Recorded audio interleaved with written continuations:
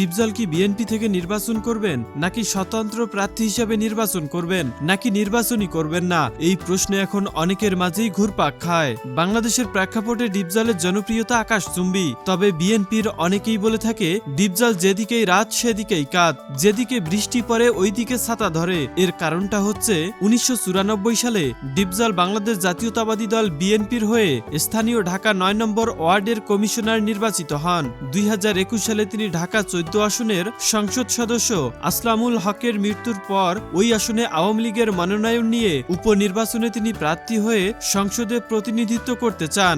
2023 সালে তিনি ঢাকা 14 আসনে আওয়ামী লীগ মনোনীত নৌকার প্রার্থী মাইনুল হোসেন খান নিখিলের পক্ষে গণসংযোগ ও প্রচারণা করেন। কাজেই তিনি কোন রাজনৈতিক দলের হয়ে নির্বাচন করবেন নাকি করবেন না সেটা আসন্ন জাতীয় সংসদ নির্বাচনে বোঝা যাবে। তবে ডিপজলের নির্বাচনে আসা না আসা